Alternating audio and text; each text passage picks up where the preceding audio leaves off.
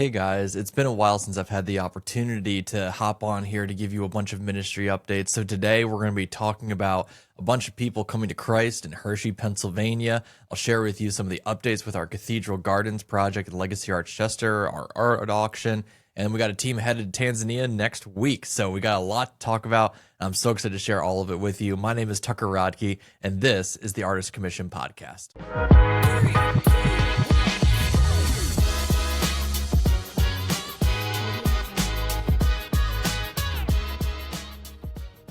Hey guys, I am so excited to share all the things that God has been doing in and through this ministry. It has been a remarkable month of ministry, a lot of different things happening, so much happening that I haven't had a chance to sit down and record one of these podcasts. So I want to catch you up to speed on a bunch of what's been going on, share some of the things that we're celebrating, things that are coming up that you could be praying about. So there's a lot to talk about. Let's dive into it. Number one, the first thing I want to talk about with Painting Freedom, we recently did an event out in Hershey, Pennsylvania with Hershey E-Free Church. They're good friends of ours. We've been able to do a lot of stuff together through our winter retreat events, things like that. Awesome group, awesome pastor, awesome staff, really just tremendous church. And it was great that we got to partner with them for this event. So what made this special was me and Chris from Chris & Co., we worked together for a bunch of different things throughout the year, but we were able to do this event together with all the teens in the sweetest place on earth, Hershey, Pennsylvania. I love getting to go out there, one, because, sweetest place on earth, there's just unlimited chocolate. I left with like a massive 3-pound chocolate candy bar. Amazing. Okay. I love going out there. Me and my wife, we like to do like little day trips out to Hershey. If you've never been, you should probably go. It's great restaurants, great food, great entertainment. There's Hershey Park. There's all sorts of stuff that you can go and do out there. So highly recommend. But this was a work ministry trip, less of a go and do all the fun stuff that me and my wife like to do out in Hershey kind of trip. And what I really wanted to share about this is kind of the behind the scenes, right? I love pulling back the curtain so you can kind of see what happens, how these things come about in the process of these events. So I head out there. I had to drop off a painting that someone had purchased at a camp, but I had to drop it off later for bunch of different reasons. So I had a little circuitous journey out to Hershey, and I am driving out there and I start feeling just so bleh. I don't know if you guys experience this. Whenever I start to get sick, it just it comes on really suddenly and then I just go downhill really, really fast. So with this one, I start getting this thing where my skin starts to feel like all gross and sensitive. And I don't know if you guys experience that, but I do. And, I start feeling like I have this fever, I don't feel great. And that's not the sensation or feeling you want to have when you are about to go on stage and preach for, 100 plus students or whatever. So anyways, I get there, we're hanging out, getting everything set up. Everybody's high energy. They're so excited for this night. Chris is doing sound check. He's playing with their house bands, a unique situation that we're excited to try out for the first time. And I'm literally in the quote unquote green room, just laying on the couch, just thinking, how am I going to get through tonight? I just feel like death. But here's the thing. This is where experience can really help in these situations, in that this is not the first time that I've been sick and needed to still, perform my ministry responsibilities. It's happened a bunch of times. There was one time way early on before we even started Painting Freedom. Some of you will remember this because you were in school then. I was speaking at a school, and in between the middle school chapel and the high school chapel, a series of stupid events ended up jumping off a chair, and I tore my ACL and my MCL. And so my knee balloons up to the size of a basketball, and I'm in so much pain. I think I'm going to die. But I had to do the high school chapel. So I told someone, go grab me a stool. So they went and grabbed me a stool, and I just stand there on one leg, push through the message. And then I get, rushed to the ER afterwards. And that began a whole crazy journey of getting my ACL replaced. But the reason I share that is that I know that as soon as I step up on that stage, I can get through just about anything. And not even just get through, something happens, let's call it just the Holy Spirit, all right? Where he just kind of takes over, and the things that are bothering me so bad just kind of fade away a bit. So I've had to perform where my wrist was having spasms. I'm having to paint, and my wrist will work just for the painting, and it'll stop when the painting is done. I've had times where I've been really, really sick while speaking, but like you don't need to let everybody know that for the most part. So after worship ended at this event, I went up on stage and started sharing part of the Do It Scared message that many of you have heard, and got some exciting news coming out about that soon, but I'm holding back for right now. I haven't figured out when to announce that news. I will in a little bit. You'll find out on another podcast. But share the Do It Scared message, talking about the fear of failure, the fear of death, these things that keep us from following God fully and what he has called us to do. And it leads into a gospel message. And I've probably shared this gospel message probably 100 times by now or more, probably more at this point. And that's the thing about, preaching and teaching regularly at these events, especially if you have messages that you repeat, which I do because I've just seen the impact that they have and the truth doesn't really change. So when you share these messages over and over and over again, it can become stale. It can become stagnant. It can become routine if you're not careful and if you're not prayerful about what you're doing. So I'm up there, I'm feeling sick. It's a message I've done before. It's in that moment that it's so easy to just phone it in, right? Like you could just phone it in the effort. You can phone in the message. I I have it all memorized. Like I can do it in my sleep at this point. But God calls us to give him everything that we have. And all that you do it as if unto the Lord, right? So when I'm up on that stage and I'm preaching and I'm sharing, no matter how I'm feeling, I'm like, all right, I need to give 100% of what I have into this because I believe that honors God. It brings glory to God and it serves those that are here this day. So preaching, going through the message, kids are engaged. You can just see it in their eyes. You can tell by the way they laugh or they respond to the stories and different things. And at the end, share the gospel message, invite students to respond, and we start seeing dozens of students physically standing, coming forward in a powerful visual response to the gospel of Jesus Christ. And here's the reason that I want us to focus in on this for just a brief moment is because we get so calloused about people coming to Christ. And we really never should. Like we really never should become callous to that. We should always be excited about this. Because that's what it's all about. It's all about sinners being redeemed by the blood of Jesus Christ and having their lives transformed by Jesus. Consider for a moment the story of the man who was paralyzed. Jesus is preaching in this house. There's people that are surrounding the house. They're gathered all around him. They can't get their friend through to Jesus. So what do? They climb up on the roof. They cut a hole in the roof. And they lower him through. And what does Jesus say? He knows the man wants to be healed. But what does he say? He says, because of your faith, your sins are forgiven. And the Pharisees are mumbling. They're like, well, who's this that thinks that he can forgive sin, blah, blah, blah, blah, blah. And Jesus is like, what's easier to say? Your sins are forgiven, or take up your mat and walk. But that you might believe, I will tell him, pick up your mat and walk. And the man stands up and walks out of there. What was Jesus' focus when that man came to him? His focus was not on healing the external, but healing the internal, of forgiving sin, of providing redemption, of healing, of wholeness. And the outward expression was just a evidence for his power to forgive sin. But the focus is on the redemption of the soul. And here's the issue that we often have in Christendom is that our focus is on the external, the things that we see that are really easy to get excited about. Like the things that we have going on in Chester or in Africa, like with a boarding school project or the garden project or after school art programming, like those things are really cool and they're amazing. And I'm not putting them down in any way, but the reason for all of that is for an internal transformation. Like the thing that should get us most excited is hearing that somebody moved from death to life, from hopelessness to hope, from like damnation to salvation. Like that should get us hyped. Hearing that like 20, 30 students gave their lives to Jesus Christ, like we should be jumping up and down, our heads hitting the rafters, because guess what? That's what it's all about. It's all about Jesus. It's all about knowing Jesus and bringing glory to Jesus and being redeemed by Jesus, changed by Jesus. That's what it's all about. So we can't get tired of these things. We can't get used to it. We cannot become callous to it. When you hear these stories, does it excite your spirit? Does it excite your soul knowing that there is someone now who knows the resurrection life of Jesus Christ? because it gets me excited. It gets me hyped up. I'm like ready to rock and roll when I see these things. I never get tired of it. And so we have these kids respond, and the leaders are praying with them and following up with them. And it's just a beautiful time. And then as soon as the event's done, I pack up my car. I'm driving home. I'm dead. Get home, and I have to take the next day or two off of work because I'm just laying in bed, just like, ugh, like a dead, useless blob. Pray for my wife. Whenever I get sick, I'm completely useless, like total man cold over here, just a complete blob of a human being. And then she has to take care of everything. So thankfully, that only happens, too much.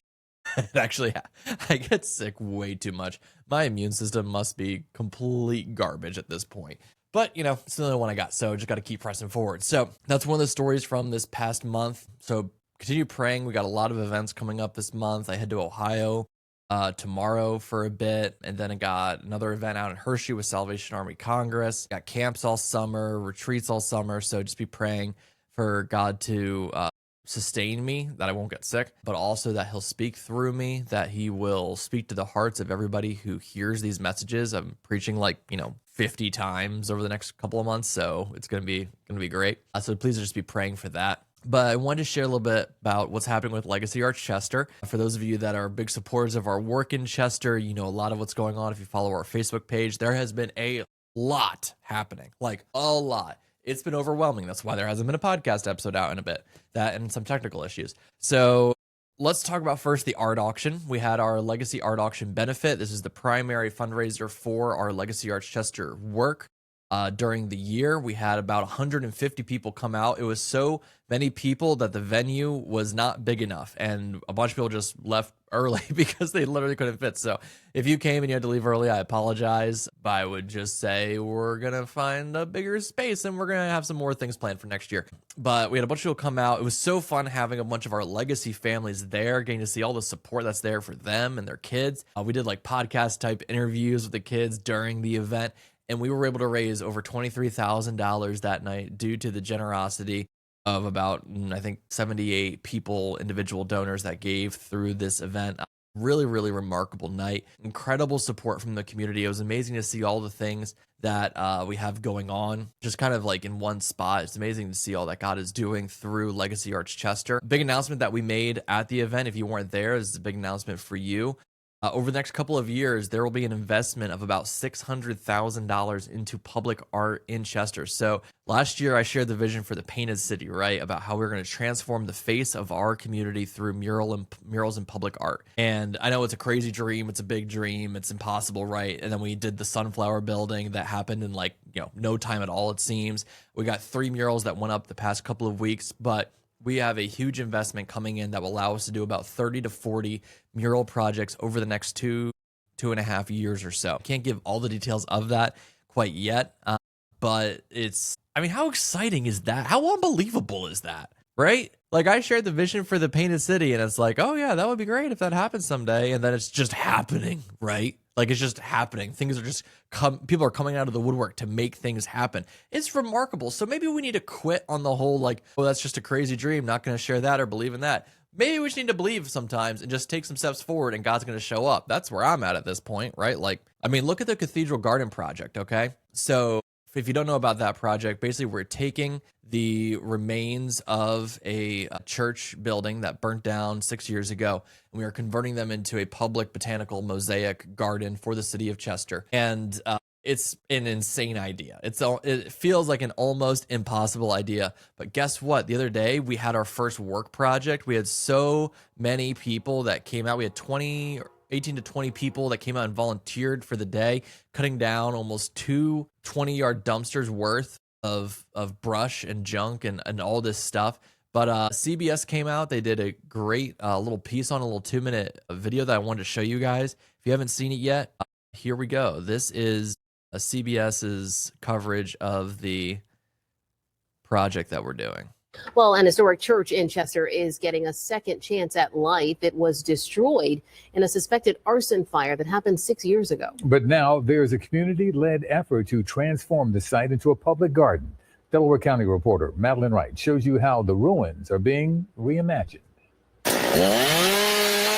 It was a major community cleanup in Chester. The vision is to turn this charred church at 9th and Potter Streets into something that will inspire hope for generations. Either this building is going to eventually be bulldozed and destroyed and used for some sort of development project, or we can recreate it. Third Presbyterian Church went up in flames in May 2020. The property has been vacant ever since, and the cause of the fire was never determined. Tucker Rodkey with the nonprofit Legacy Arts Chester is now spearheading an effort to turn this eyesore into a community asset, a project called Cathedral Gardens that he estimates will cost $500,000. Rodkey has the support of the church's owner. Tucker came through with this, which is wonderful, but I wish we would have had the money to rebuild it. To rebuild this church, which is what the original plan was, is anywhere from $5 to $7 million. So this is a much more cost-effective strategy. Rodkey envisions visitors strolling through winding paths surrounded by mosaics, sculptures, and flowers. There could even be an ice cream or coffee bar. He sees this transformation as a symbol of Chester's comeback. The 14,000 square foot space could one day host jazz nights, weddings, and other community events. Volunteers say they're excited to help turn that vision into reality. The opportunity to have some fun, bringing a positive atmosphere to our community. The next step is to remove debris and stabilize what remains of the structure.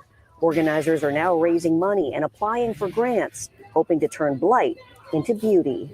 In Chester, Delaware County, Madeline Wright, CBS News, Philadelphia. Well, thank you, Madeline, for covering this cleanup day that we had. It was so much fun. It was a lot of work. It was hard. Like the amount of stuff that was cleared out during this cleanup was insane. It felt impossible. I just kept looking at me like, this is amazing. How is this even happening right now? It was awesome. It was the best. And seeing people come out that are so excited about this transformation, just puts more, gas in my tank, like fuel that is, making me want to move. It's been awesome. And so the transformation of Third Presbyterian Church into the Cathedral Gardens, like we're on a long journey. This isn't going to happen overnight. Like we got to find funding for it. We got to go through engineering and like clear out and stabilization and all this stuff. And God is coming through. And here's the deal is that it takes an army of people. So listen, if you're hearing this or you saw that news story and you're a construction company, you're an engineer, you've got experience in these things and you're like, I think I could be a part of this and I can make a difference, reach out to us, shoot me an email, tucker@legacyartschester.com, or visit our website, legacyartschester.com, or follow us on Facebook. Do something, like get involved, because listen, the more people that get involved, the more that we can do and the faster that we can do it. So I encourage you to be a part of it in that way. This past month, we had 3 projects that are going, or not going out, 3 mural projects in Chester. There are 2 over at Crozier Library, and then 1 large basketball court mural at 7th Street Courts. And I want to share a little bit about not the pieces themselves, but what I've seen happening in our community because of these projects that maybe you don't get to see from the outside. So in Chester, there is this very competitive and individualistic, I don't know what the right phrase is, DNA strand. So people have a really hard time working together in Chester. For whatever reason. It can be ego, it can be money, it can be all sorts of different things. What I've loved about these projects, one is like when I'm doing the install of the project over at Crozier Library, we have, Eddie and Shanti are coming out and just giving of their free time to help install those projects at the library. When we're doing the basketball court mural over on 7th Street, we have a bunch of artists that are going out and they're posting videos and sharing and supporting each other. And there's this great community of artists who are saying, you know what? It's sometimes you, sometimes it's me, but it's always us. Like that's going to be the theme of this group is sometimes you, sometimes me, always us. Like we always are celebrating each other, supporting each other, hopping in where it's needed, and seeing this happen in our community and be so visible and so celebrated and so exciting. It gives us a foundation to build upon for the transformation that is coming to Chester. Here's the thing. You're going to see, if you follow any sort of Chester social media or if you just follow the news, you're going to see bad stuff coming out of Chester. You're going to see a shooting. You're going to see a robbery. You're going to see X, Y, or Z. But Chester is shifting like a boat that is slowly turning the rudder back in the right direction.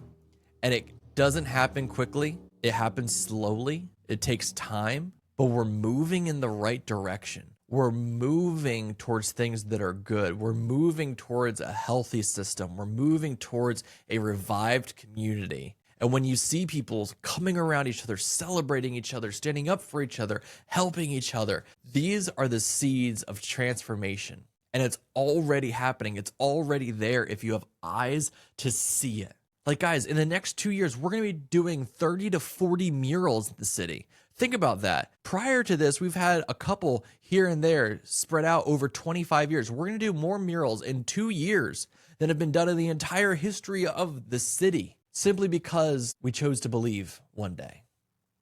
And we took those steps forward. And so when I look at the Cathedral Garden project, yeah, it's a big lift. It might be impossible, but I've seen too many impossible things come to be. I've seen too many amazing things happen to not believe that God can do something great here. So that's what we got going on with Legacy Arts Chester. Our programming is on break for the summer. We have kids going to summer camp in a couple of weeks. Be praying for them as they get a week away from the city, get to spend time with each other, make new friends.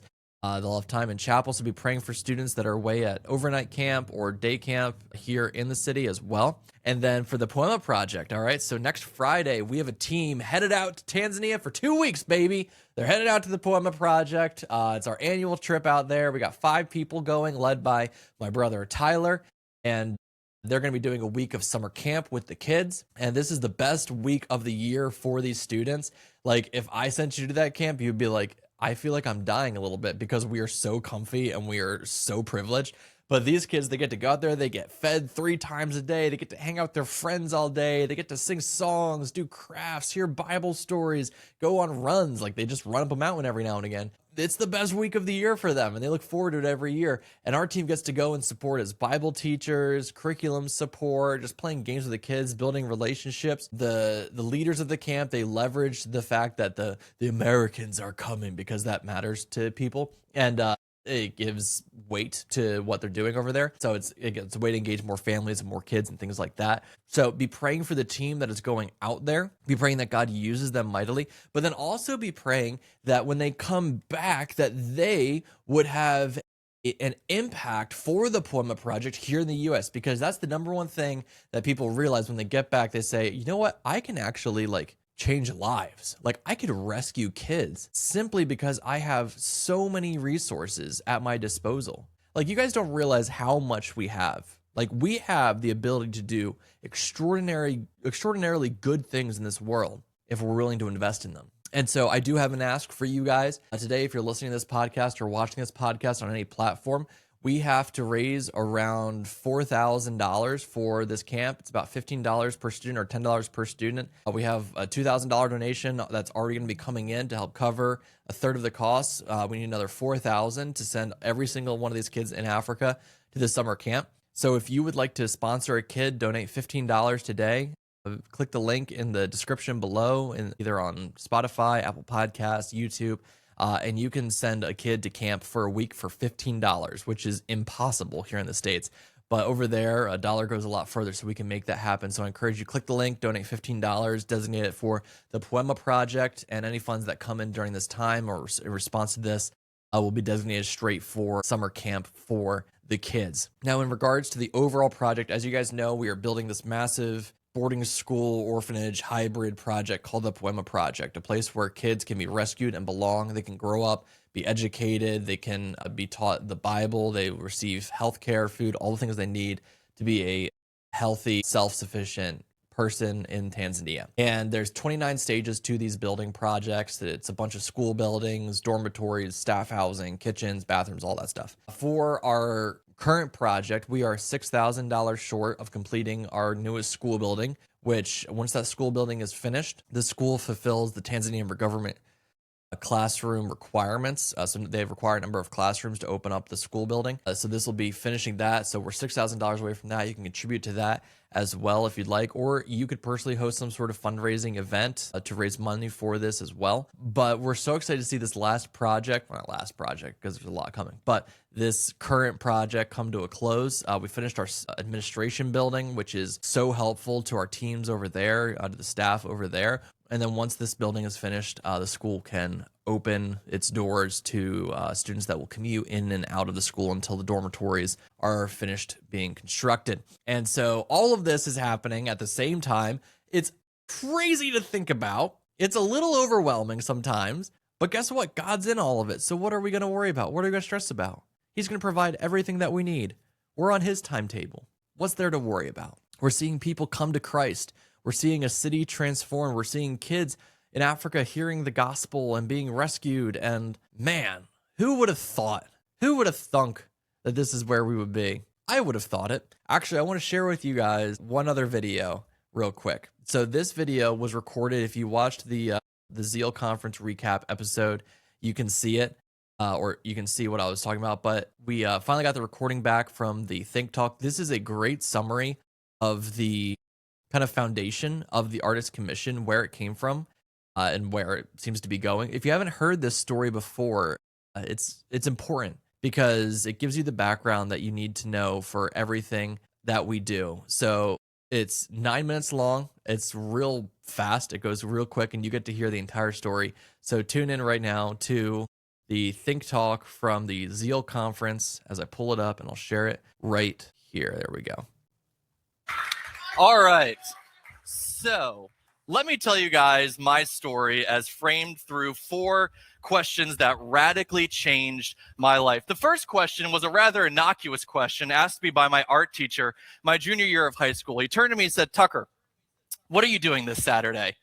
And I turned around, I was like, I don't really have a plan. He's like, "I have an idea." He wanted us to go to a park in Philadelphia, set up these large oil paintings, and use them to start conversations about Jesus. And of course, my answer to that was absolutely not. I'm not doing that. I don't want to go to Philly, and I especially don't want to talk to strangers about Jesus. But after a brief period of him mocking me and my masculinity, I finally gave in, and I said, "All right, fine, let's go and let's do it." So that Saturday, we packed up the car, we drove to Philly, we set up our easels, our oil paintings. I get out my palette and my paintbrush, and I start painting this modern interpretation of the stoning of Stephen.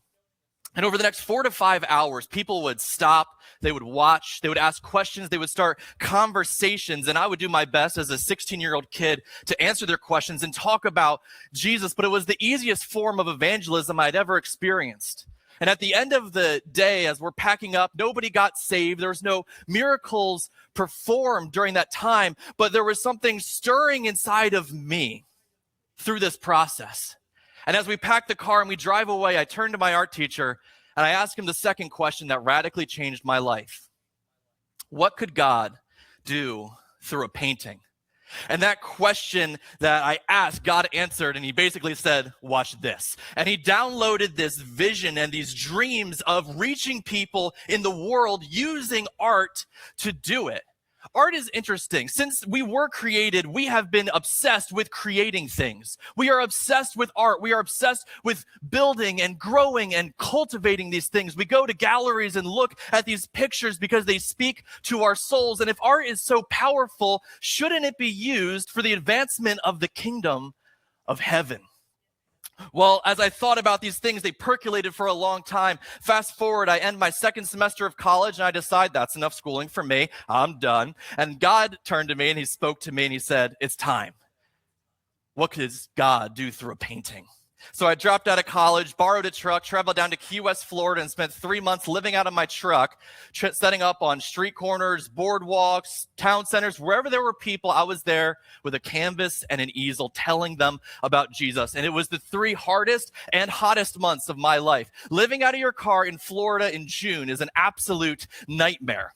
But those 3 months of difficulty led to painting freedom, where now I travel the country painting and preaching the gospel at churches, conferences, workshops, outreaches, music festivals, whatever you can think of. I've probably gotten to do it at this point. What could God do through a painting? Well, in the past 18 months alone, being able to lead 1,800 plus people to the Lord for the first time, thousands more rededications, seeing lives changed and transformed by the power of the gospel. And guess what? There's no painting that's good enough to do that, but a painting in the hands of God can change a life and spark revival.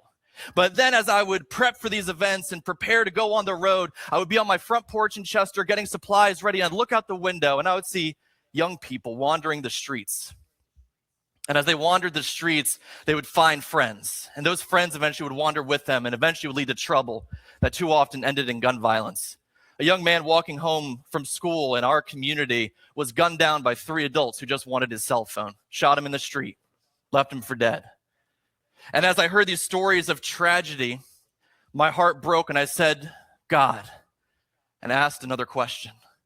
Could you rescue kids with art? Could you rescue kids with art, God? And so God downloaded this picture, this vision of how can we create a space where kids can belong? In my own life, when my life broke down when I was in middle school and high school, I found 2 places that I belonged, my church and my art room. And I thought, how do we create spaces for kids to belong in Chester? So we launched Legacy Arts Chester, where kids from all over our community come to a free after-school art program where they can belong, number one, where they can grow, and then when they can be empowered to transform the legacy of their own community. And we've had over 100 families register in our programs. I've had kids that I got in like 4th and 5th grade that are now graduating. And guess what? They're the teachers. They're the leaders. They're the ones that are mentoring the next generation because we are empowering them to change a legacy. Could God rescue a kid using art? He absolutely can.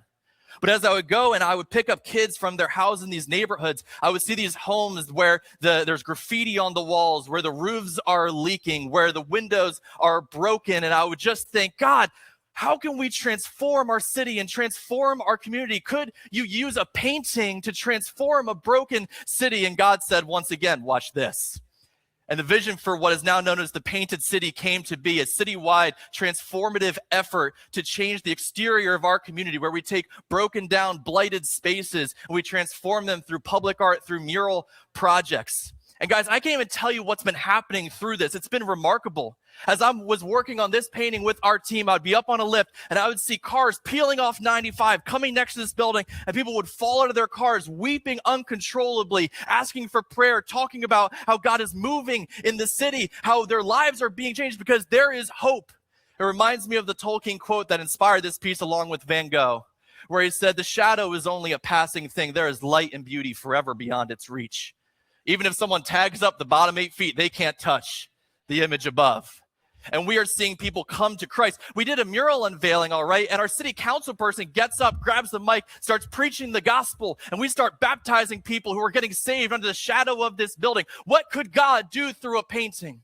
And guys, I'm not here today to testify to Tucker's a really good painter or Tucker can do this or that. I'm here to testify that in my hands, a painting is just a painting, but in the hands of God, it's the seeds of resurrection. And so my question to you this morning is, what gifts have you been given? What have you been given? And I give you this charge. You were created to create. You were created to build. You were created to cultivate. You were not created to consume.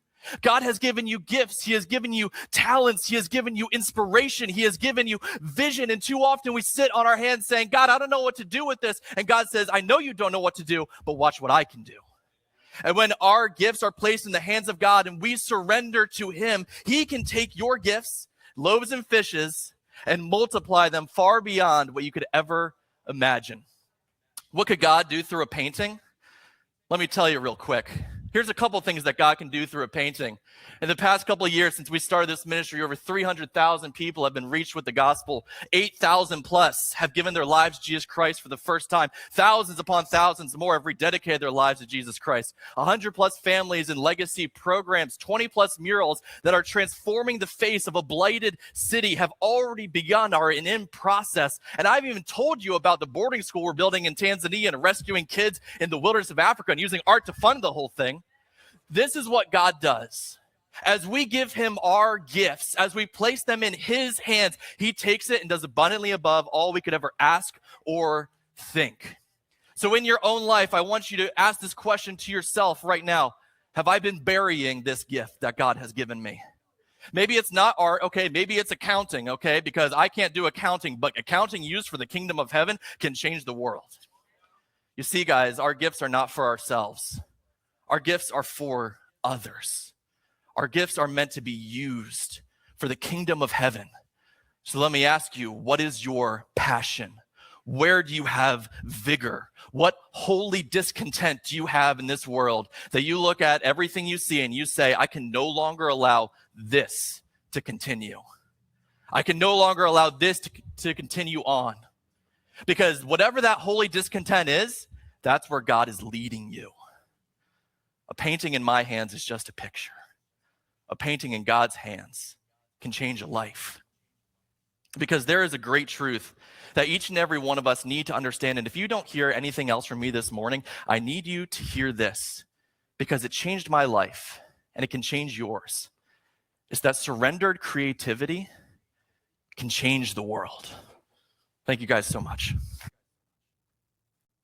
Surrendered creativity can change the world. That's a truth that has led this ministry, that has led to the transformation of lives all across the U.S. and in Africa. It's led to our art programs. It's led to the mural projects. It's led to all these crazy things that it was really hard to even imagine or see, 10 years ago. But now seeing God do it in real time, you can't feel anything but blessed and amazed by how great God is and what he can do with gifts that are surrendered to him.